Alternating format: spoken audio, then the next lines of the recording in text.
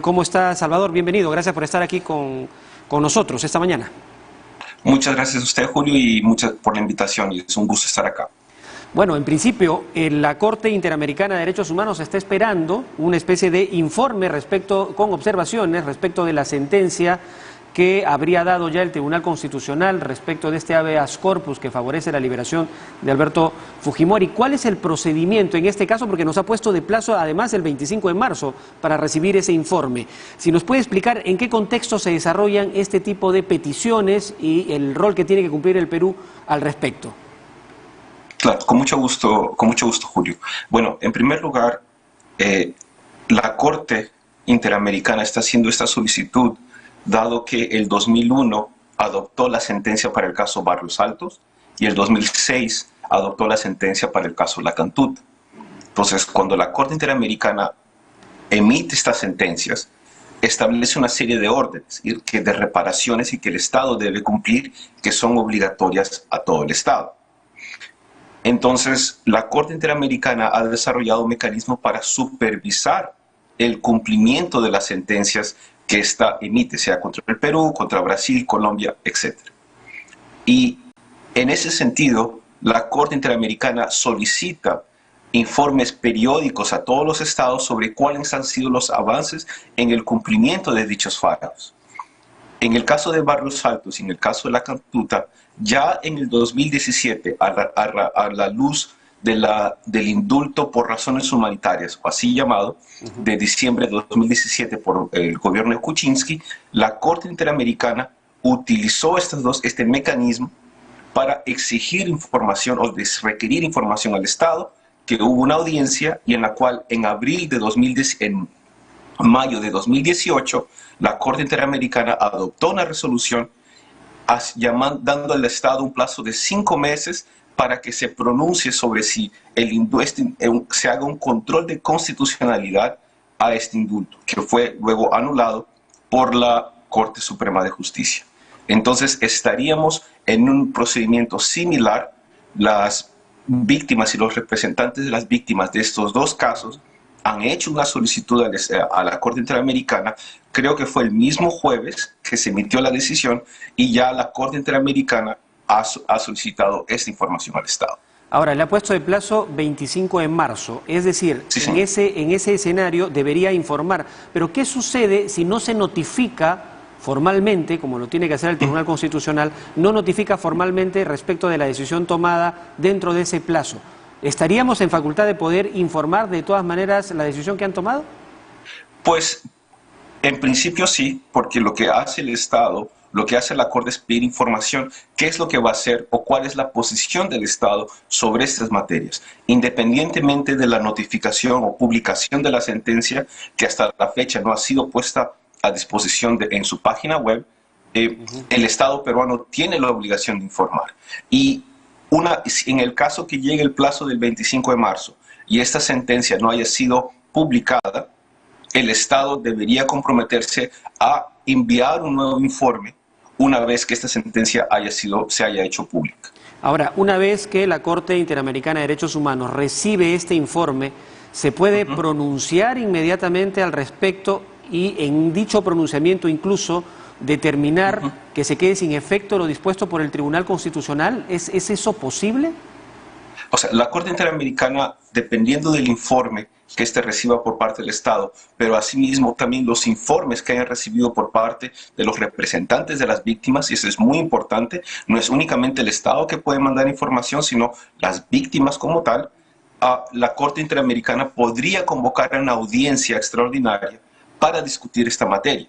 Esto fue lo que ocurrió en el 2017, que la Corte hizo un llamado en la cual intervino el Estado, los representantes de las víctimas y también la Comisión Interamericana. Entonces, ahí la Corte Interamericana podría adoptar una resolución que no anula directamente una decisión nacional. Y esto es muy importante. La Corte Interamericana no puede expulsar una ley o no puede anular una sentencia de un tribunal nacional. Eso no es cierto. Lo que la Corte Interamericana podría hacer es decir que esta norma, o en este caso, esta sentencia, es contraria a la Convención Americana de Derechos Humanos pero sería ya competencia de los tribunales nacionales quienes tendrían que hacer este examen para analizar, para expulsar o nuevamente a declarar la nulidad de dicha resolución. Y en este caso, sí, estamos hablando del Tribunal Constitucional como última instancia. En caso sea esa la posición de la Corte, nuevamente el Tribunal Constitucional tendría que volver a revisar el caso, lo decidido. Dependiendo, estamos acá, Julio, en una situación un poco que no se ha enfrentado, no se ha dado en nuestro país, en las cuales no existe un recurso para asegurar el cumplimiento de decisiones por parte de organismos supranacionales. Pero aquí podría ser tanto a través de un amparo, eventualmente, que nuevamente podría llegar al Tribunal Constitucional, pero también, dependiendo del texto de la sentencia y dependiendo de la decisión, de lo que indica la Corte Interamericana en su resolución, podría ser un recurso de nulidad ante el propio Poder Judicial, como un nuevo procedimiento, ¿no? Entonces, hay varias alternativas, pero todo esto depende del texto de la sentencia del Tribunal Constitucional, y sobre esa base se podrá conocer cuáles son los mecanismos y alternativas en el ámbito nacional. Ahora, estamos hablando además de una decisión que sin duda tendrá relación con lo que dispuso la Corte Interamericana de Derechos Humanos en abril del 2018. Por lo tanto, podría entenderse que iría en el mismo sentido. No habría una contradicción, como sí está sucediendo ahora en el caso del Tribunal Constitucional, ¿no? Pues, digamos, ahí habría que ser muy cauteloso en el sentido de que primero habría que esperar el texto de la sentencia para analizar cuáles son los argumentos utilizados por los tres magistrados para salir no solamente de lo que es estándares interamericanos e internacionales de derechos humanos que ya han sido, incluso la Comisión Interamericana como la Oficina de las Naciones Unidas para los Derechos Humanos lo han mencionado de forma expresa en los últimos días, pero a su vez analizar cuáles son los criterios que utilizaron para revivir o restituir los efectos de una resolución que había sido anulada el 2018 por la Corte Suprema de Justicia. Entonces, pero salvo que no haya un cambio significativo, se podría esperar que la resolución de la Corte Interamericana iría en el mismo sentido. Lo que no quita que, digamos, Alberto Fujimori o su familia pueda iniciar otro pedido de indulto humanitario para cumplir con todos los procedimientos. No estarían exentos de poderlo hacer en el momento en el que lo consideren, ¿no? Para nada. El señor Fujimori y cualquier persona tiene el derecho de solicitar, si así lo considera necesario, un nuevo proceso de solicitud de indulto humanitario. Los derechos humanos, o por lo menos los derechos humanos como yo lo concibo, no es punitivista, ni es de buscar que las personas mueran en la cárcel. Pero lo que se tiene que hacer es siguiendo las normas y procedimientos establecidos en la Constitución, en tratados internacionales y nuestros procedimientos internos. Entonces, los derechos humanos, y aquí, Julio, quisiera reiterar y ser muy enfático en esto, los derechos humanos no buscan la muerte de personas privadas de la libertad en la cárcel, no buscan que las personas, por más que los crímenes horrendos que puedan haber cometido u ordenado, mueran en la cárcel. Lo que se busca acá es proteger las propias instituciones del Estado y reconocer los procedimientos que deben hacerse para poder ejercer o exigir un derecho. Es decir, si es que el presidente en ese entonces, Pedro Pablo Kuczynski, hubiera cumplido con todos los procedimientos, no habría nada que discutirse, ¿no? Porque el problema está en el procedimiento, que es lo que termina dando lugar a su nulidad posteriormente. Lo que se vio en aquel entonces y está incluido en la propia sentencia de la Corte Suprema de Justicia, que lo que se hizo en diciembre de 2017 fue fruto de una negociación política para que se mantenga en el poder.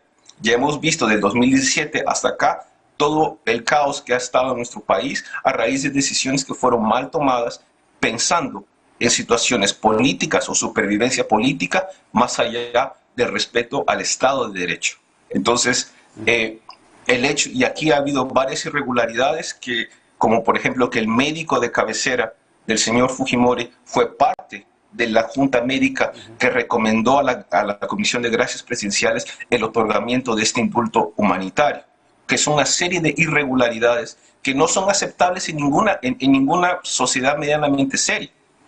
Entonces, el señor Fujimori tiene la posibilidad, si así lo considera necesario él y sus familias y su familia, de solicitar de presentar una nueva solicitud, pero no revivir una que ya fue declarada ilegal y que fue contraria a los estándares interamericanos. Muy bien. Ahora, y finalmente, por favor, quisiera recoger su opinión respecto de la reparación civil, porque tras 3 condenas, tras 3 sentencias firmes, se ha pedido una reparación que hoy entendemos alcanza o supera los 51 millones de soles, de los cuales no habría pagado un solo centavo Alberto Fujimori. Esto forma parte también de esa responsabilidad de resarcir el daño ocasionado, de alguna manera, ¿de acuerdo?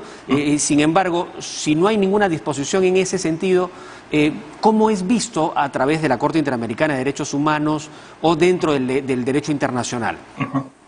Pues las medidas de reparación, los 51 millones de soles que tengo entendido, incluyen ya los intereses, ¿no? Son ordenados por el Poder Judicial, ¿cierto? Y la Corte Interamericana no necesariamente se ha pronunciado específicamente sobre si esto afecta o no cualquier solicitud de gracias o solicitud de indulto, puesto que son temas completamente distintos. Sin embargo, en la Corte Interamericana y Naciones Unidas en distintos instrumentos ha establecido parámetros para ayudar al resarcimiento de las víctimas, es decir, pedido de disculpas públicas, contribuir con información para la administración de justicia, para investigar, por ejemplo, acceso a personas que han sido desaparecidas, el pago de reparaciones, entre otras medidas. Entonces, y estos mecanismos, Julio, son parte del corazón de lo que es el proceso de justicia, verdad y reparación en Colombia. Entonces, esto no es únicamente poesía jurídica, sino que son elementos importantes para no solamente determinar una responsabilidad penal, pero para asegurar una garantía de que estos crímenes y estas violaciones graves a los derechos humanos no vuelvan a ocurrir en un país.